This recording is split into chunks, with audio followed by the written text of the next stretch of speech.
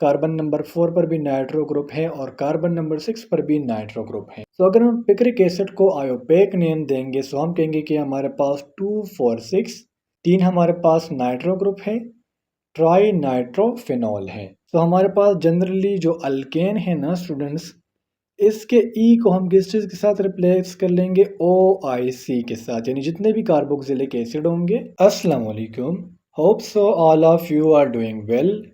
आज की इस वीडियो में इंशाल्लाह हम AFNS टेस्ट एक्सपीरियंस ऑफ 28 अगस्त 2024 को डिटेल के साथ कवर करेंगे। So without wasting any time let's start the video.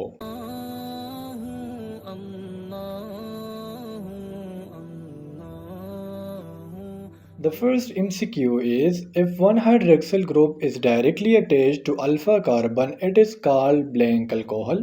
So अगर आप लोगों ने मेरी अल्कोहल, फिनॉल एंड ईथर वाली वीडियो देखी हैं तो ये MCQs आप लोगों के लिए नहायत ईजी होगा। फर्स्ट ऑफ ऑल अगर हम अल्फा कार्बन की बात करें तो अल्फा कार्बन है क्या? अल्फा कार्बन हम उस कार्बन को कहते हैं जिसके साथ डायरेक्टली कोई फंक्शनल ग्रुप अटैच हो।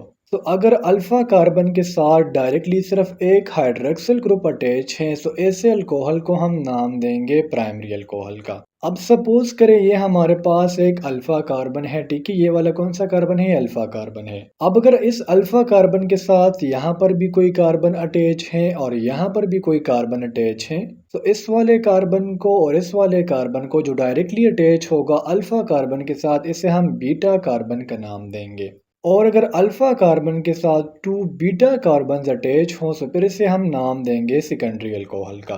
सेम लाइक डेट अगर ये हमारे पास अल्फा कार्बन है, इसके साथ यहाँ पर भी कोई कार्बन अटैच है, मैंने कहा CH3 है, यहाँ पर भी CH3 अटैच हैं, यहाँ पर भी CH3 अटैच है और यहाँ पर कोई हाइड्रोजन है। तो अगर अल्फा कार्बन के साथ तीनों साइड्स पर क्या हो, बीटा कार्बन हो, तो इसे हम नाम देंगे टर्शियरी अल्कोहल का।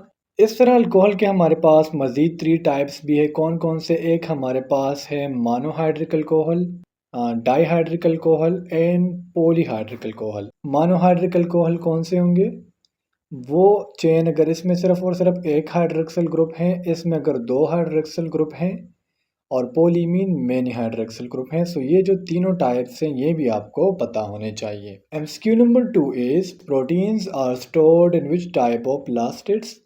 सो मैंने प्रीवियस MCQs में भी आपको बताया था कि प्लास्टिड्स के मेन जो टाइप्स हैं वो 3 हैं। मेन कौन कौन से हैं? एक हमारे पास है क्लोरोप्लास्ट, एक हमारे पास है क्रोमोप्लास्ट और जो तीसरा हमारे पास है वो हमारे पास क्या है, वो ल्यूकोप्लास्ट है।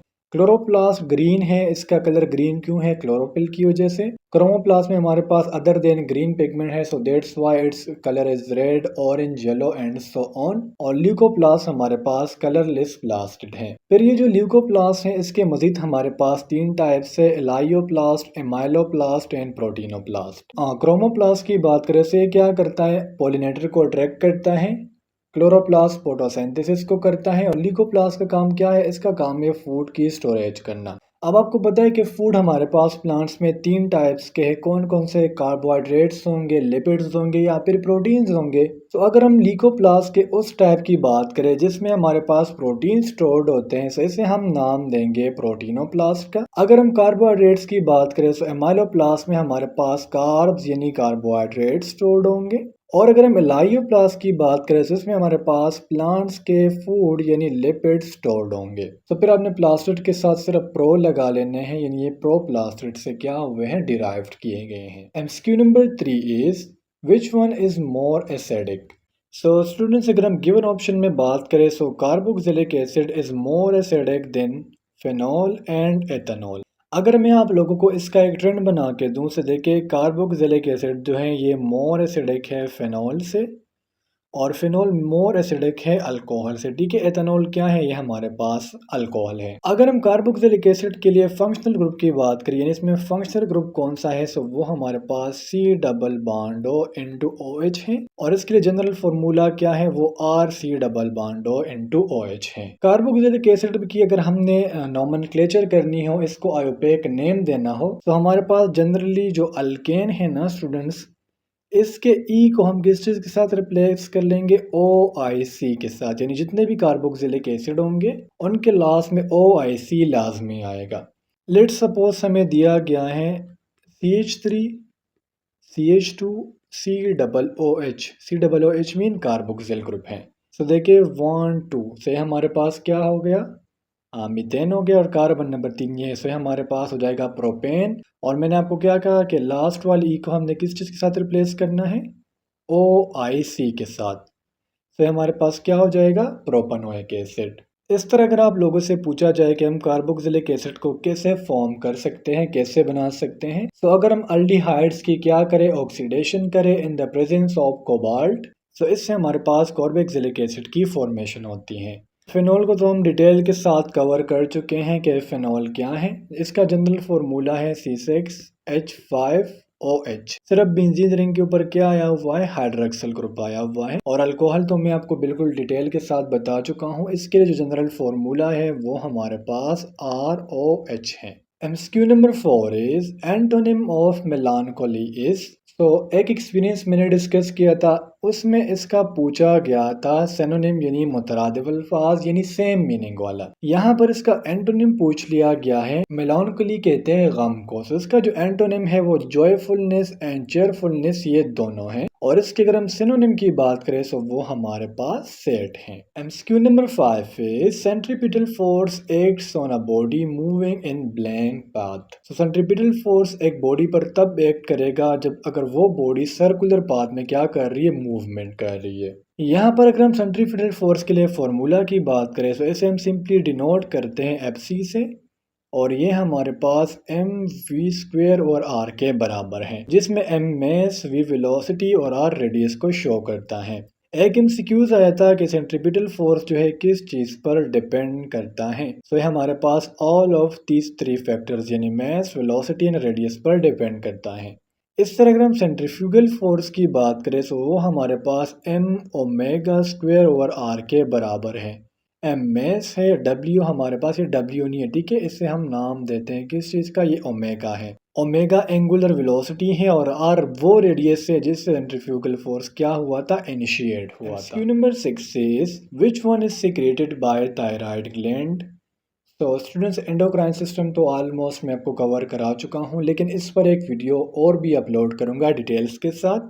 अगर हम थायराइड ग्लैंड की बात करें, इसके लोकेशन की बात करें, तो ये हमारे पास हमारे नेक रीजन में प्रेजेंट है और ये थायरोक्सिन हार्मोन को रिलीज करता है और साथ साथ कैल्सिटोनिन को भी रिलीज करता है। थायरोक्सिन में भी हमारे पास फिर 2 हार्मोन्स है, एक है T3 और एक हमारे पास है T4। अगर आप लोगों से थायरोक्सिन या थायराइड ग्लैंड के एबनॉर्मलिटीज के बारे में पूछ लिया जाए, तो अगर हम T3 और T4 को ज्यादा रिलीज करेंगे तो इस टाइम पर हम इसे हाइपरथायरॉयडिज्म कहेंगे। और अगर T3 और T4 अपने नॉर्मल रेंज से कम रिलीज हो रहे हैं तो फिर इसे हम नाम देंगे हाइपोथायरॉयडिज्म का। एंटी डायूरेटिक हार्मोन हमारा पिट्यूटरी ग्लैंड का जो पोस्टीरियर लोब है ये वो सीक्रेट आउट करता है। और एपिनेफ्रीन जो है, जो आपका एड्रिनल ग्लैंड है जो आपके किडनी के टॉप पर प्रेजेंट है, एपिनेफ्रीन वहां से रिलीज होता है। MCQ number 7 is unit of resistivity is. So resistivity का जो यूनिट है वो हमारे पास ओहम मीटर है। अगर हम ओहम की बात करें तो ऐसा यूनिट है रेजिस्टेंस का। हेनरी हमारे पास इलेक्ट्रिकल इंडक्टेंस का ऐसा यूनिट है। और सीमेंस हमारे पास इलेक्ट्रिकल कंडक्टेंस का SI यूनिट है। MCQ number 8 is picric acid forms when phenol reacts with. तो देखिए स्टूडेंट्स, यहाँ पर हम डायग्रामेटिकली इसको समझने की कोशिश करते हैं। ये हमारे पास क्या है, ये फिनॉल है, मैं सिंपली P लिखूंगा। और HNO3 को हम क्या नाम देते हैं, ये हमारे पास नाइट्रिक एसिड है। तो अगर हम फिनॉल को कंसनट्रेटेड नाइट्रिक एसिड के साथ ट्रीट करेंगे तो इससे हमारे पास क्या होगा, पिक्रिक एसिड की फॉर्मेशन होगी। यहाँ पर अगर हम क्या करें, ये हमारे पास देखिए ये एक पिक्रिक एसिड है। पिक्रिक एसिड के देखिए कार्बन नंबर 2 पर क्या है, हमारे पास एक नाइट्रो ग्रुप है। कार्बन नंबर 4 पर भी नाइट्रो ग्रुप है और कार्बन नंबर 6 पर भी नाइट्रो ग्रुप है। तो अगर हम पिक्रिक एसिड को आयोपेक नेम देंगे तो हम कहेंगे कि हमारे पास 2 4 6 3 हमारे पास नाइट्रो ग्रुप है, ट्राई नाइट्रोफिनॉल है। सेम लाइक दैट अगर हम फिनॉल का रिएक्शन करें फॉर्मल्डिहाइड के साथ तो इससे हमारे पास बेकलाइट की फॉर्मेशन होगी। और लेट्स से अगर ये MCQs आ गया कि फिनॉल जो है किस चीज़ का डेराइवेटिव है, तो ये हमारे पास बेंजीन का डेराइवेटिव है। देखिए ना स्टूडेंट्स, बेंजीन भी हमारे पास इस तरह एक रिंग लाइक स्ट्रक्चर है, लेकिन बेंजीन पर OH नहीं है और जो फिनॉल है इस पर OH है। सो दैट्स वाई जो फिनॉल है ये मोर रिएक्टिव है than benzene. MCQ number 9 is which one is a base unit. तो गिवन ऑप्शन में जो किलोग्राम है इसे हम बेस यूनिट में शुमार करते हैं। अगर हम न्यूटन मीटर की बात करें, ओहम की बात करें या मीटर पर सेकंड की बात करें, so all of these are known as derived units। Basic unit 7 है जो यहाँ पर गिवन है, सो आप लोग इसको याद कर सकते हैं। Q number 10 is pKa value for alcohol is. So first of all pKa value है क्या। pKa वैल्यू हमारे पास एक ऐसे वैल्यू है जिसे हम सिंपली किस चीज़ को मेजर करने के लिए यूज़ करते हैं, एसिड के स्ट्रेंथ को फाइंड आउट करने के लिए हम जो वैल्यू यूज़ करते हैं उसे हम नाम देते हैं कौन सी वैल्यू, pKa वैल्यू। अब यहाँ पर बिल्कुल रिलेशन उल्टा है, जितनी जो pKa वैल्यू है ये ज़्यादा होंगी उतनी हमारे पास जो एसिडिटी है वो कम होंगी, और अगर pKa वैल्यू कम होंगी तो उतनी ही हमारे पास जो एक कंपाउंड की एसिडिटी है ये ज़्यादा होंगी। अल्कोहल के लिए जो pKa वैल्यू है वो हमारे पास 15 से लेके 20 तक है। इस तरह अगर हम फिनॉल के लिए pKa वैल्यू की बात करें तो वो हमारे पास 9.8 है, और अगर हम कार्बोक्सिलिक एसिड के लिए pKa वैल्यू की बात करें तो वो हमारे पास 4.6 से लेके कम भी हो सकती हैं और ज़्यादा भी हो सकती हैं। लेकिन कार्बोक्सिलिक एसिड के देखिए डिफरेंट टाइप्स है। इसमें एक कार्बोक्सिलिक एसिड ऐसा है जिसकी जो pKa वैल्यू है वो हमारे पास 1.26 है। सो जितनी भी pKa वैल्यू ज़्यादा होंगी सो हमारे पास जो एसिडिटी है वो उतनी ही कम होंगी। And Q number 11 is which test is used in order to separate alcohol. So alcohol के हम 3 टाइप्स ऑलरेडी डिस्कस कर चुके हैं, जो हमारे पास कौन कौन से, primary alcohol, secondary alcohol and tertiary alcohol. अब वो टेस्ट जिसके ज़रिए हम ये तीनों अल्कोहल को क्या कर सकते हैं, सेपरेट कर सकते हैं, वो टेस्ट हमारे पास है ल्यूकास टेस्ट। ल्यूकास टेस्ट में हम करते क्या है, हमारे पास जो अल्कोहल है नो मैटर ये हमारे पास प्राइमरी है, सेकेंडरी है या फिर टर्शरी है, अगर हम इसे ल्यूकास रिएजेंट के साथ ट्रीट करें तो इससे हमारे पास डिफरेंट टाइप्स के अल्कोहल क्या होते हैं, सेपरेट होते हैं। अब आप कहेंगे कि सर ल्यूकास रिएजेंट क्या है। तो ल्यूकास रिएजेंट में हमारे पास 2 कंपोनेंट्स शामिल है। एक हमारे पास है कॉन्सेंट्रेटेड H2CO4 और एक हमारे पास है जिंक क्लोराइड यानी ZnCl2। तो अगर हम ROH यानी अल्कोहल को इन दोनों के साथ ट्रीट करेंगे तो इसके हमारे पास डिफरेंट टाइप सेपरेट होने लग जाते हैं। और ये जो रिएक्शन है, देखिए रिएक्शन के डिफरेंट टाइप्स है SN1 एंड SN2। तो ये जो रिएक्शन है ना अल्कोहल का ल्यूकोस रिएजेंट के साथ, ये हमारे पास SN1 रिएक्शन है। MCQ number 2 is which enzyme is involve in lipid digestion. तो डाइजेशन क्या है, कॉम्प्लेक्स मॉलिक्यूल का सिंपल मॉलिक्यूल में ब्रेक डाउन होना। डाइजेशन के हमारे पास 2 टाइप्स है, chemical digestion and mechanical digestion. Mechanical digestion हमारे टीथ के ज़रिए होती है और केमिकल डाइजेशन डिफरेंट एंजाइम्स के ज़रिए होती है। अगर हम उस एंजाइम की बात करें जो लिपिड के डाइजेशन में क्या है इन्वॉल्व है, तो वो हमारे पास लाइपेज एंजाइम है। एमाइलेज एंजाइम जो ये कार्बोहाइड्रेट्स यानी CHO की ब्रेक डाउन करेगा। ट्रिप्सिन एक वाहिद ऐसा एंजाइम है जो बोथ जो है acidic pH and basic pH दोनों pH में ये काम करता है। और न्यूक्लियस एंजाइम क्या करता है, जो DNA है और RNA है इसको डिफरेंट जगह पर स्प्लिट करता है। MCQ number 13 is which one is more electronegative. तो ऑलमोस्ट स्टूडेंट्स ये 3 एक्सपीरियंस में रिपीट हुआ है। और यहाँ पर अगर हम फ्लोरीन की बात करें तो ये मोर इलेक्ट्रोनेगेटिव है than chlorine, bromine and iodine. इसके लिए अगर हम ट्रेंड बनाए तो देखिए फर्स्ट ऑफ ऑल फ्लोरीन सबसे ज़्यादा इलेक्ट्रोनेगेटिव है, देन क्लोरीन है, देन हमारे पास ब्रोमीन है और देन हमारे पास क्या है वो आयोडीन है।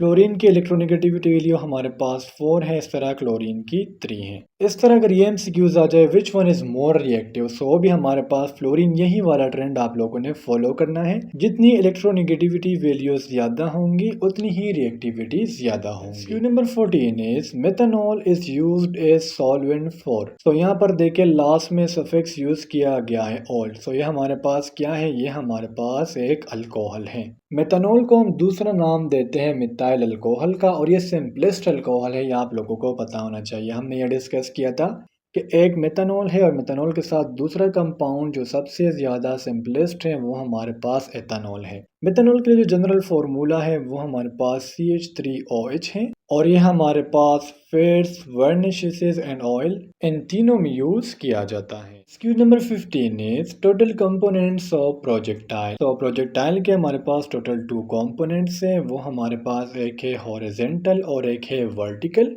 अगर हम रेंज ऑफ प्रोजेक्टाइल मैक्सिमम कौन से एंगल पर हैं, तो वो हमारे पास 45 डिग्री एंगल पर है और रेंज ऑफ प्रोजेक्टाइल सेम कौन से एंगल पर है, सो एक 30 डिग्री एंगल है और एक हमारे पास 60 डिग्री एंगल है। इन दोनों को हम कलेक्टिवली नाम देंगे कॉम्प्लीमेंट्री एंगल का। इस तरह अगर हमसे ये पूछा जाए कि प्रोजेक्टाइल पर सिर्फ और सिर्फ एक फोर्स लगता है वो कौन सा है, तो वो हमारे पास ग्रेविटेशनल फोर्स है और ये हमारे पास कांस्टेंट एक्सेलरेशन के साथ मूवमेंट करता है। Q number 16 is primary alcohol gives oily layer with HCl in ZnCl3। तो अगर हम प्राइमरी अल्कोहल को कंसंट्रेटेड HCl और Zn क्लोराइड के साथ ट्रीट करेंगे तो ये हमें एक ऑयली लेयर लेता है, लेकिन हम इसे कैसे हासिल करेंगे? तो अगर हम इसे हीट करेंगे तो इससे हमारे पास एक ऑयली लेयर पैदा होगा। Q number 17 is largest chamber of the heart. तो हार्ट के 4 चैम्बर हैं, जो अपर 2 चैम्बर्स है उसे हम राइट एंड लेफ्ट एट्रियम कहेंगे। जो लोवेस्ट 2 चैम्बर्स है इसे हम नाम देंगे राइट एंड लेफ्ट वेंट्रिकल का। अगर हम largest chamber of the heart की बात करें तो वो हमारे पास लेफ्ट वेंट्रिकल है। अगर हम smallest chamber of the heart की बात करें तो वो हमारे पास राइट वेंट्रिकल है।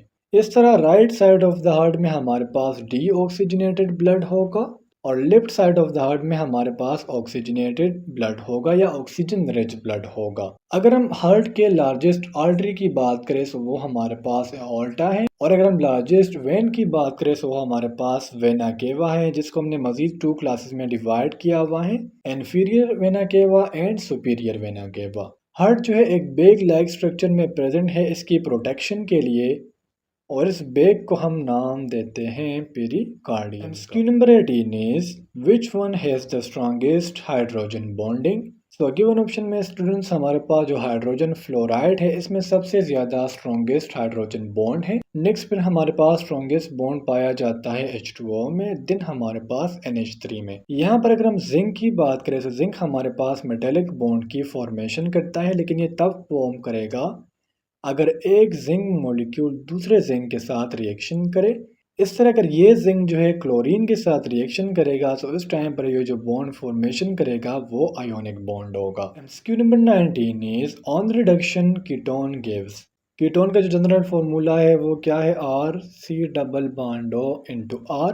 अगर हम इसकी रिडक्शन करें, रिडक्शन का मतलब होता है इसको हाइड्रोजन के साथ ट्रीट करना, तो यह हमें सेकेंडरी अल्कोहल देगा। सेम लाइक दैट अगर हम क्या करें, कीटोन को किस चीज़ के साथ ट्रीट करें, अल्डिहाइड के साथ, कार्बोक्सिलिक एसिड के साथ या फिर ईथर के साथ, तो यह हमें प्राइमरी अल्कोहल देगा। और अगर हम ग्रिग्नार्ड रिएजेंट को कीटोन के साथ ट्रीट करेंगे तो यह हमारे पास टर्शरी अल्कोहल को पैदा करेगा। Q number 20 is why parents send their children to school. So एक सिंपल सा क्वेश्चन है and here the correct option is option C for their grooming.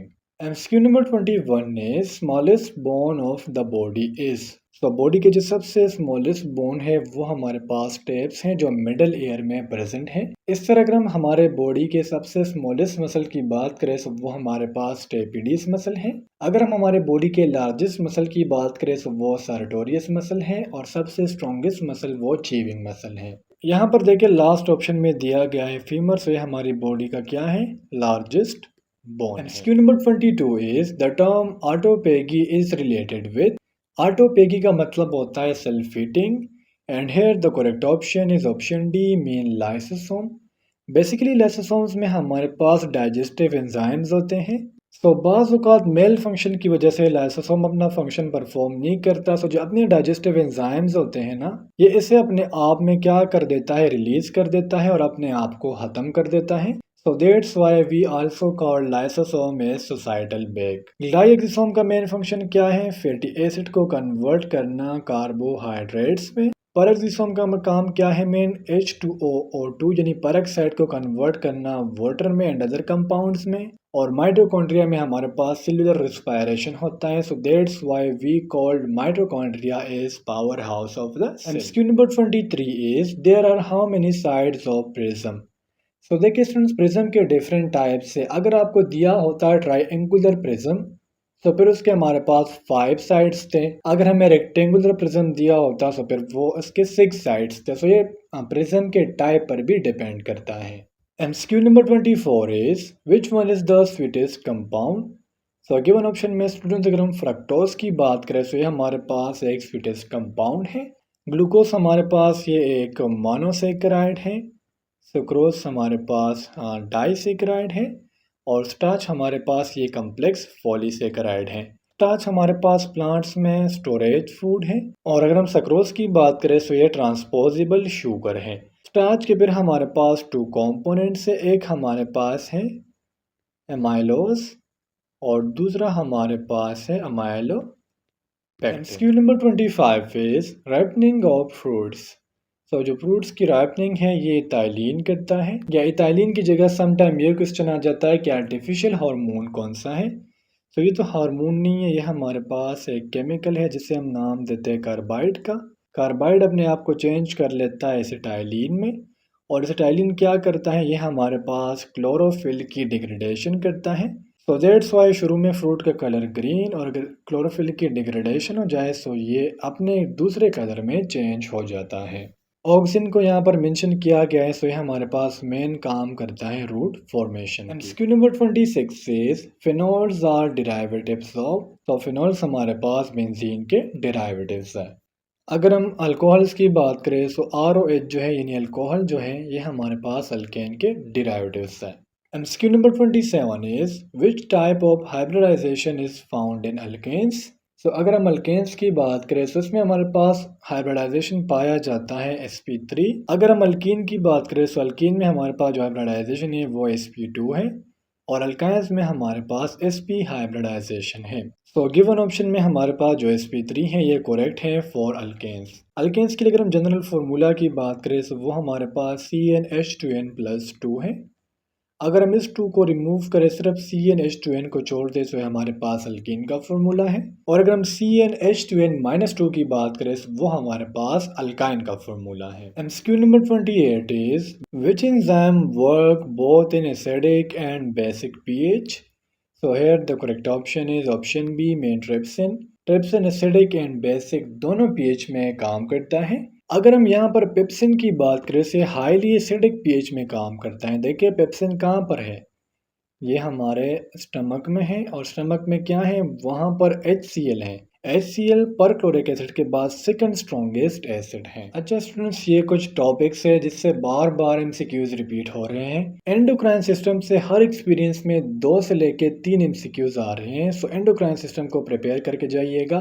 Physics SI units देखिए, और कुछ आए ना आए SI यूनिट्स को तो याद कर लें। फिनोल, अल्कोहल एंड ईथर, इससे बहुत ज़्यादा MCQs आ रहे हैं। इसके अलावा अगर हम अल्डिहाइड एंड कीटोन्स की बात करें, हाइब्रिडाइजेशन SP है, SP2 है या फिर SP3 है, ये बार बार आ रहा है।